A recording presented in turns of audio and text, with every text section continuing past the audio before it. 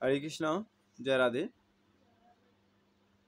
আজকে একটি কথা নিয়ে আমরা আজকে বহুদিন পর আমার সুভাষ 1986 চ্যানেলের মাধ্যমে আসলাম। বহুদিন পরে ভাবছিলাম, কিন্তু কথাগুলো না বললেই নয়, তবু বলতে হয়। যখন আমাদের সনাতন হিন্দুদের জন্য পিয়া সাহা যুক্তরাষ্ট্রে আমেরিকাতে বলেছিলেন যে আমাদের হিন্দুদের উপরে নির্যাতন হয়, তখন আমাদের কিছু ব্যক্তিবর্গ রয়েছেন, তারা বলেছিল না, আমাদের সনাতন হিন্দুদের উপরে কোনো আক্রমণ বা অত্যাচার হয় না। এই কথাগুলো কিন্তু বলেছিলেন অ্যাডভোকেট পুরামানিক, গোবিন্দ পুরামানিক, হিন্দু মহাজোটের নেতা। এটা নিয়ে অনেক বাংলাদেশে তুলপাল হয়েছিল যে পিয়া শাহ কেন আমেরিকাতে বললেন যে আমাদের হিন্দুদের উপরে অত্যাচার, মারামারি করে, মন্দির ভাঙে, সংখ্যালঘুদের উপরে অত্যাচার। এই কথাগুলো কিন্তু পিয়া শাহ বলেছিলেন। তখন এই গোবিন্দ পুরামানিক উনি বিরোধিতা করেছিলেন আরও পূজা উদযাপন পরিষদ কমিটির বিভিন্ন বড় বড় নেতা যারা রয়েছিল। কিন্তু এখন আপনারা দেখুন, 2024 যখন মাননীয় প্রধানমন্ত্রী শেখ হাসিনা পদত্যাগ হলো ছাত্রদের আন্দোলনে, সেটা রাষ্ট্রীয় একটা সিস্টেম ছিল, কিন্তু আমরা তো আর এই মন্দিরগুলো রাজনীতির সাথে জড়িত ছিল না। আমাদের হিন্দু সবাইকে আওয়ামী লীগ করে, বিএনপি ভালো ভালো নেতা আছে আমাদের হিন্দু সনাতনী ভাইয়েরা। কিন্তু দেখুন, মাননীয় প্রধানমন্ত্রী শেখ হাসিনা পদত্যাগ করার পরে এদের সাথে একজন মুসলমান পালাইছে? একজন মুসলিম ভাই কি বর্ডার ক্রস করে চলে যাইছে? যায় নাই।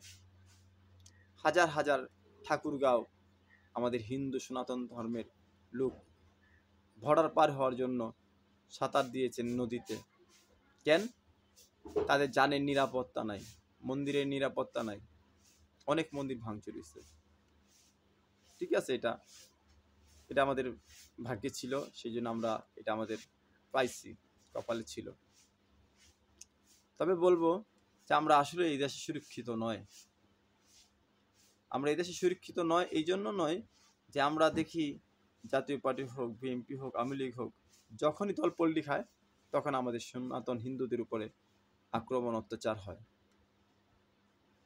তাই জন্য বলবো যে আসলে আমাদের সনাতন ধর্মে যারা নেতা রয়েছেন, কর্মী রয়েছেন, তারা আপনারা শুধু শুধু পাও চাটামানি করবেন না। এই পাও চাটটা কিন্তু লাভ হবে না। এই দেশের মধ্যে আমরা অত্যাচারী, নির্যাতনিত, অত্যাচার হবে আমাদের উপরে।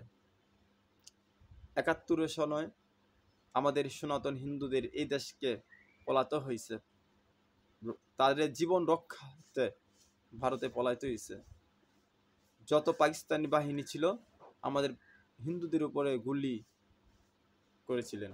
বাংলাদেশে কিছু দুষ্কৃতী লোক ছিল, তারা রাজাকারদের সাথে মিশে আমাদের হিন্দু কিছু কিছু ফ্যামিলি, কিছু কিছু এলাকায় তাদেরকে দেখাই দিছে যে তোমরা এ হলো হিন্দু, তার এই অত্যাচার করছে।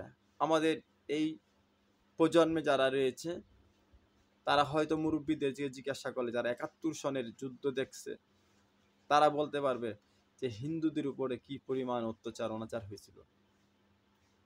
মায়েদের ধরে ধরে অত্যাচার, নির্যাতন করছিল এই বাংলাদেশে।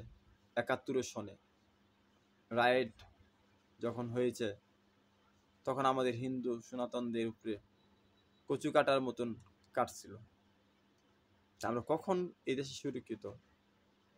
2013, 2024, দেখুন তো, 2023, 2024 কুমিল্লাতে হিন্দু মন্দির ভাঙচুর, সাধুদের উপর অত্যাচার, মন্দির পোড়াই দিছে দুর্গাপূজার সময়। নাসিরনগর হিন্দু গ্রাম পুড়াই দিছে। তা আমরা কখন সুরক্ষিত এই বাংলাদেশে? বলবো যে তাই জন্য বলবো আমাদের সনাতন হিন্দু যারা নেতাকর্মী রয়েছেন, আপনার পা চাটবেন না। আরে ভাই, আপনারই তো পিছন পায়ের নিচে মাটি নাই, আপনি কার পক্ষ নিয়ে কথা বলবেন? সেই জন্য বলি কেন আপনারা শুধু শুধু তাদের পক্ষপাতী নিয়ে কথা বলেন? যা বাস্তব তা নিয়ে কথা বলেন না কেন? পিয়াসার মতন ব্যক্তি, উনি আমেরিকা যায় আমাদের কথা বলছিলেন, এখন সারা বিশ্ব দেখে, সারা বিশ্ব দেখতেছে আমরা কত নির্যাতন অত্যাচারিত হচ্ছি এই বাংলাদেশে। তাই সকলকে বলবো, আপনারা এখনো পর্যন্ত সময় আছে, সাবধান হন, ভালো থাকুন, নিজেকে নিজে গুছায় রাখুন।